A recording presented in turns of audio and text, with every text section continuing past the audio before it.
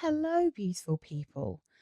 I am here on New Year's Eve to give you a rundown of my 10 favourite perfume purchases this year. So, I'll give you a good reason for each of these as I go through, but these are the things that when I was looking through my collection and what has kind of been added to my collection this year, that I was like, yeah, that was a really good buy or it was a really good find for some reason or another. So I hope you enjoy this. Let me know what your favourite buys were this year, but let's just jump straight into it with the first. First up, we have Aqua Allegoria Herba Fresca from Guerlain. This is a return to my perfume collection, as I used to have this perfume when it very first came out. I was a much younger lady then. It was a quite of an expensive purchase for me, although obviously this range wasn't quite as pricey as it is now. Um, Probably not just through inflation. I think just Guerlain are just much more expensive perfume wise than they used to be. I remember buying this from Debenhams, being very excited about it. I think it came out at a very similar time as Green Tea by Elizabeth Arden, which is another one that I had. And these are the kind of perfumes that I really used to wear all the time. My signature scents tended to be light, fruity, zen like, tea like. There was always some kind of lovely green note in there. Um, and I just hadn't bought this again, and I kept thinking about it, and I asked my husband for it for my birthday. So that is why it's arrived back in my collection. Absolutely gorgeous. This is one of the freshest, best summer scents that you can get hold of. So this is top notes of lemon and clover, middle notes of mint and green tea, base notes of lily of the valley and cyclamen. The mint isn't too toothpastey, but it keeps it so fresh, slightly mentholated, which means it's fantastic in summer and very hot weather. The green tea, obviously, super zen, lemon, super fresh. But then I feel like the clover in here is a really interesting note. It reminds me of the clover note in Truth from Calvin Klein. That is also kind of zen-like, but I found it a little bit overwhelming. It's quite a strong perfume, lasts forever. So I didn't quite get along with actually wearing that one, even though I think it's beautiful, but it has a very similar clover note to this. So yeah, that's the first one. I'm just really happy to have this back in my collection. It's the reason I asked for it for my birthday is because it is quite an expensive perfume. You can see I probably only wore it a couple of times in summer, but I already have a mega dent because it's very light. But it is beautiful, totally worth it in my opinion. I think it's my absolute favorite from the Aqua Allegoria line. I think it's the best from the Aqua Allegoria line. So yeah, that's Herba Fresca from Guerlain. So this big boy is just a body mist, but sticking with the really good in summer and already have a dent in it. The Body Shop Mango body spray is just the perfect mango. It's the best mango I've ever found. It just smells like a ever so slightly green, slightly tart, but very sweet mango. It really is so joyous. It doesn't have any other notes listed. It does smell like it's purely mango, and that's just all I wanted. It's really joyous in summer to just smell like fresh mango. It also is really nice to layer with things. This is a really good thing to spray over. I find like perfumes that are a little bit too sweet. So like the Kayali banana perfume, the Kayali lemon perfume, that kind of thing. That's the kind of thing that I like to spray this over the top of, or anything that has a mango note that I just want to boost. But I just love this on its own as well. I was so happy because this disappeared from the Body Shop for a while. I'm a bit sad that they didn't bring it back in its perfume form, but I'm happy to have it as a body mist just because this is just so scrumptious, juicy, natural smelling. Love, love, love mango from the Body Shop. Beautiful perfume. Next up, we have Augustus from Korres. This is a perfume that really surprised me. I was so impressed with the quality of this. I have tried Korres before just because I had black sugar, which obviously is one people talk about a lot because it's a sweet, powdery perfume, smells a bit like Prada candy. But for me, their fresh summery perfumes, I think, are their most impressive things. So I've got, I mean, it was hard to choose because I've got Sykonos as well, and I love that one, but I went for Augustus just because in terms of value for money, I feel like this is such a beautiful perfume. It's a fig perfume. You can probably read the notes that are on the bottle, which I find very helpful. But it has notes of bergamot, lavender, mandarin orange in the top, mid notes of fig, lemon tree, and orange blossom, and then the base notes are musk, ambergris, and cedar. That little bit of saltiness from the ambergris really, really makes this very special. To me, this smells like Philosophus when you first put it on, and then it morphs into Philosophus plus Eau d'Essence, both from Diptyque. So for a £40 perfume, although I got this for about 25 in a sale from Latino, you can actually get what smells like a kind of combination of two of Diptyque's loveliest perfumes. It's so beautiful in summer. It's so nicely balanced. It's got a greenness. It's got a kind of creamy, lotiony orange blossom. It's got a freshness. It's so beautiful. I love Augustus. I think it's such a fantastic perfume. And I also love these bottles. I love the Korres bottles. I think they're beautiful. So yeah, that's Korres Augustus. It's absolute steal, this one. So, Choco Musk by Al-Rehab. I've talked about this quite a lot recently just because I used to really dislike this perfume and now I really love this perfume. My tastes have changed because I've really grown to enjoy vanilla in a way that I didn't used to like vanilla. So, Choco Musk is just such a fluffy, happy, yummy scent. It's beautiful for this time of year. It's ridiculously affordable. I prefer the spray to the oil as it turns out, but I mean, it's kind of minimal differences. So, budget or how you like to wear perfume kind of can dictate, I think, which is the best one for you. But this has notes of vanilla, chocolate, musk, spices, cinnamon, amber, sandalwood, oriental woodsy notes, and rose, according to Fragrantica anyway. I get from this the smell when you open a box of Cadbury's instant hot chocolate on the top of a kind of ambery vanilla. But with the perfume, my skin smells a little bit more spicy, a little bit ambery. It has that vanilla. But the scent bubble around me with this one smells like that chocolate cocoa powder, that instant cocoa powder. It's sweet, it's cozy, it's fun, super affordable. So yeah, I'm just really happy that I gave this another go because it is so cozy and yummy. So that's Choco Musk by Al-Rehab. It's just a beauty. So yeah, I'm finally on the Choco Musk train along with everyone else in the world. This teeny weeny bottle is a Verset perfume. That's a dupe house. It's very affordable. It's called Petite. I think this is supposed to be a dupe of a Bulgari perfume that's for mothers and babies. But honestly, for me, this smells like a Lolita Lempicka perfume that I easily could have put in this video. But because it's discontinued and hard to get, I was like, well, this is a toss up because Petite smells so much like Lolita Lempicka Low on Blanc. It really does. This smells like a raspberry, violet, iris, musky baby powder. Like it's like a really delicious, sweet, yummy baby powder. The notes that they actually give you for this are bergamot, chamomile, and iris, but it's really sweet. It does actually have the kind of raspberry feel that I get in Low on Blanc, and it's so comforting. It's so yummy. It's super fun. This is very much when I'm kind of in bed or when I'm staying home and I just want to be cozy and smell clean and fresh, but also sweet and a bit fun. And I just think I like this as much as I like Low on Blanc. I think they're very similar. So, I collect Lolita Lempicka perfumes, but for anyone else, I would say just get Petite. This is a 15 ml bottle. But you can get this in 100 ml bottles as well, and it's totally worth it. A friend of mine at work, I think, has already ordered this because she smelt mine and was like, I need it. So yeah, that's Verset Petite, and I was just so impressed with it. It's such a good perfume.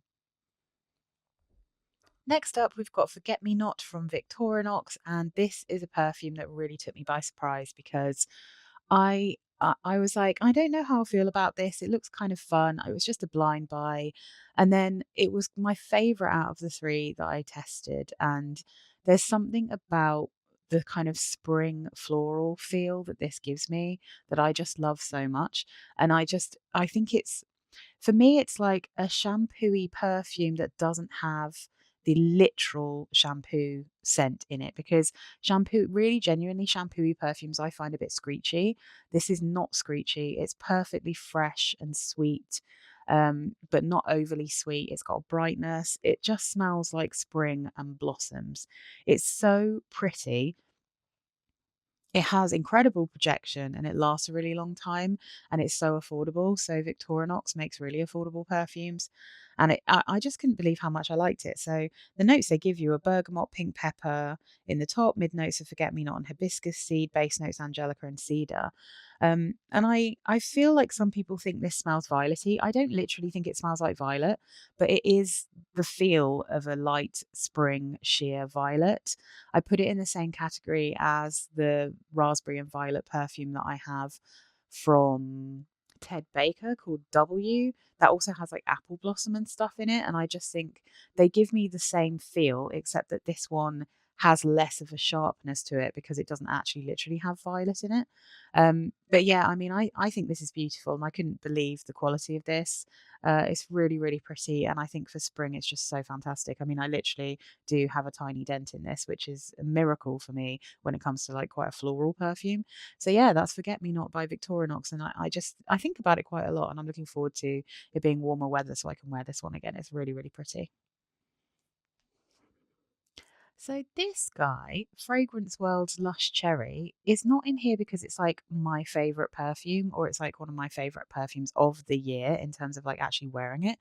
It's because I took quite a long time to find a dupe of Lost Cherry from Tom Ford that I actually liked. So I've had a few dupe houses to test out, and I've had some dupe oils, and I've smelt celeb perfumes that people have said smell like it. I smell other perfumes that people have said smell like it. The Kayali, all of them. I haven't liked any of them. I haven't thought any of them truly smell like Lost Cherry. Fragrance World Lush Cherry smells like Lost Cherry. This little bottle was really affordable. I think I got this for maybe about between £5 and £10 for a 50 ml. The 100 ml is obviously a bit more expensive, but I was happy to just get this. This is I'm making this before my Christmas party, but I know tomorrow, my Christmas party, I will be wearing Lush Cherry. I think it's vampy, it's sexy, it's juicy. It's going to go with my kind of sexy dress I'm wearing. So, top notes are black cherry, cherry liqueur, bitter almond, mid notes of sour cherry, Turkish rose, and plum, and jasmine sambac. Base notes of vanilla, tonka bean, Peru balsam, benzoin, sandalwood, cinnamon, cedar, patchouli, cloves, and vetiver.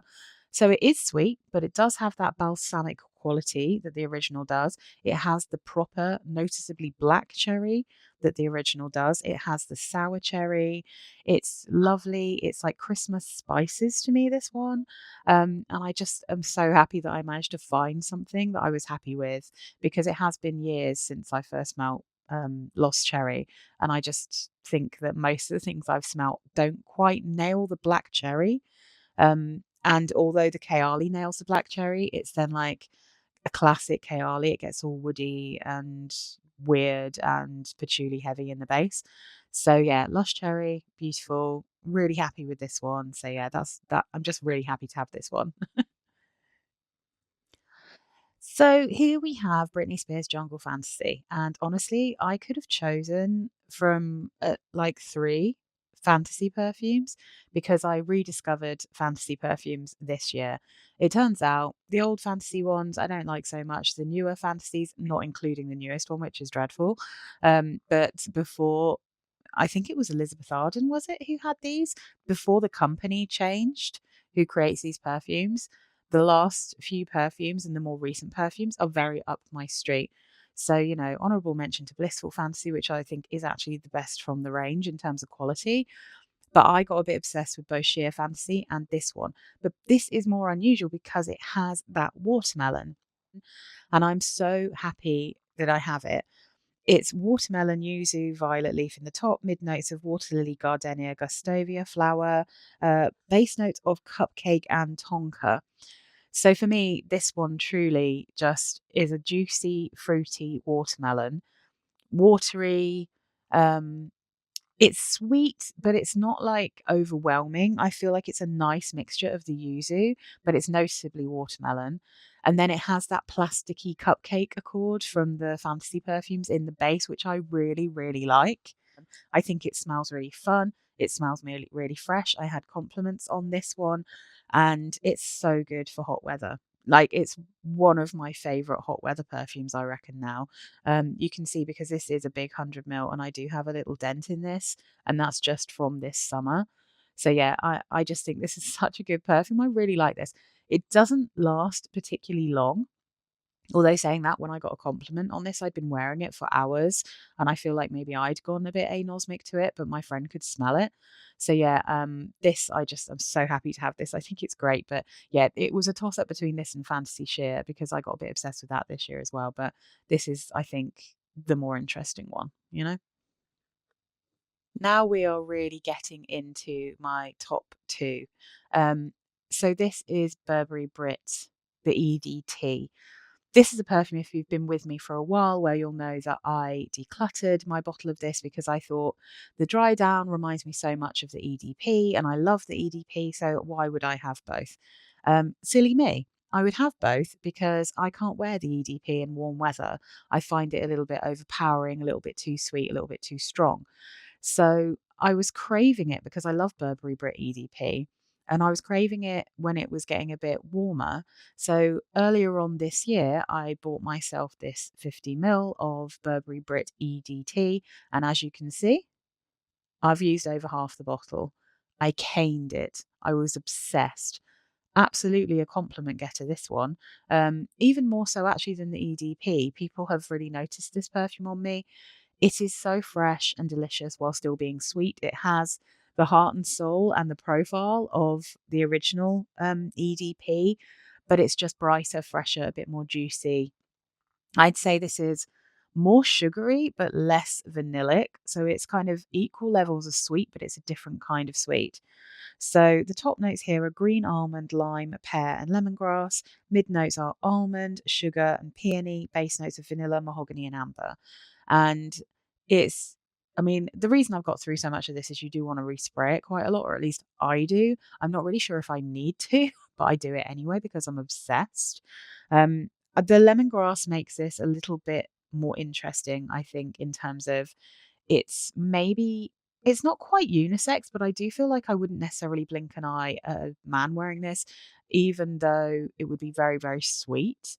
I think because of that lime, and there's much more lime in this one than in the EDP, and that lemongrass, it gives this kind of interesting aromatic smell to this. Um, I think maybe you do get a little bit more of the ambery woody base, but in like a really sheer way.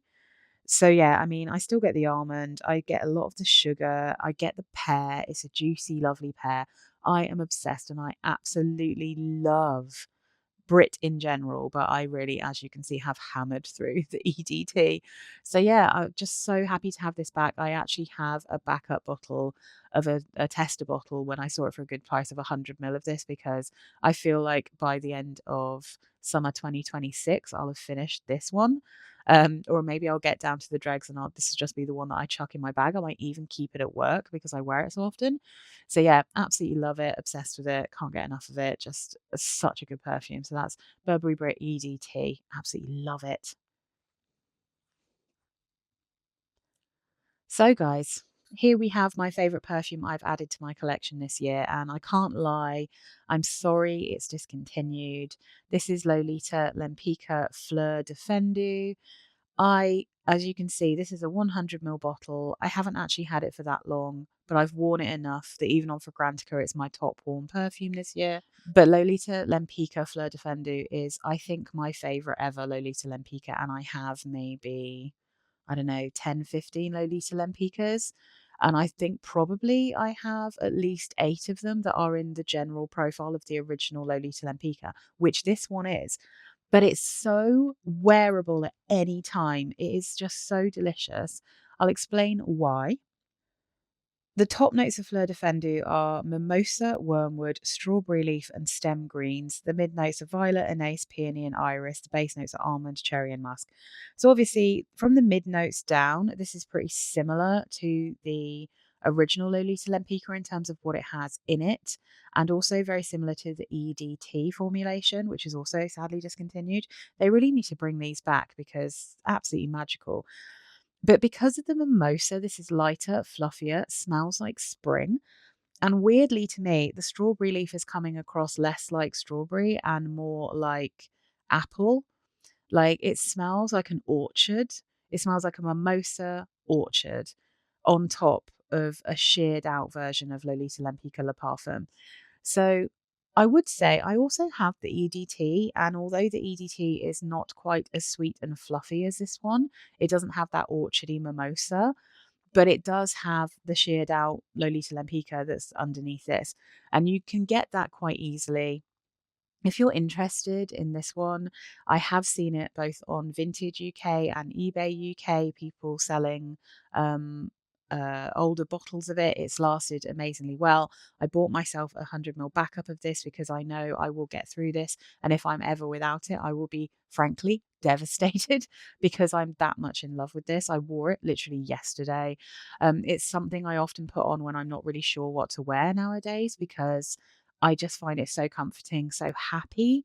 And I love Lolita Lempicka. The general profile of Lolita Lempicka, I think, is now one of my almost feels like a signature scent to me now.